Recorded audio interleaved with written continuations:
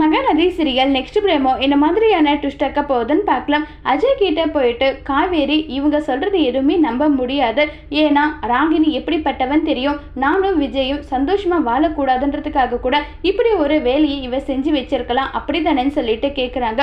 என்ன காவேரி நீ அப்படியெல்லாம் நினைக்கிறியா? இங்க பார், கண்டிப்பா விஜயோட கபோர்ட்ல இல்லை அட்லீஸ்ட் அவரோட மொபைல்லையாவது இவருடைய போட்டோஸ் இருக்கும், நீ வேணும்னா செக் பண்ணி பாரு.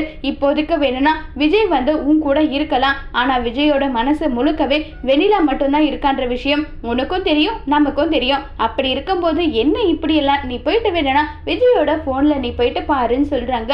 உடனே காவேரி யோசிச்சு பாக்குறாங்க. விஜயோட போன்ல வெண்ணிலான்ற பேர்ல ஒரு ஃபோல்டர் இருக்கிறது, அதை நினைச்சு முதல்ல போயிட்டு நம்ம அதை செக் பண்ணணும்னு சொல்லிட்டு நேரா விஜயோட ரூமுக்கு போறாங்க. அங்க விஜயோட போன் இருக்கு, அதுல வந்து வெண்ணிலான்ற ஃபோல்டர்ல ஒரே ஒரு போட்டோ வந்து வச்சிட்டு இருக்காங்க. இதை பார்த்ததுமே நம்ம காவேரி ஷாக் ஆகுறாங்க. அந்த ஃபோல்டர் ஓபன் பண்ணி பார்த்தா ராகினி யார வெண்ணிலான்னு காட்டினாங்களோ அவங்க தான் இருக்காங்க. இதை பார்த்ததும் ரொம்பவே பயங்கரமா வந்து ஷாக் ஆகுறாங்க காவேரி. அப்படின்னா வெண்ணிலாவை மறக்க முடியாம தான் விஜய் வந்து இருக்காராம். இப்ப வெண்ணிலாவை நம்ம என்ன பண்ண முடியும்? விஜய் முன்னாடி கொண்டு போயிட்டு நிறுத்தினா விஜயோட முடிவு என்னவா இருக்க போகுது தெரியலையேன்னு சொல்லிட்டு காவேரி ரொம்பவே வருத்தத்துல இருக்காங்க. அதோட இந்த பிரமோவை முடிச்சிருக்கு.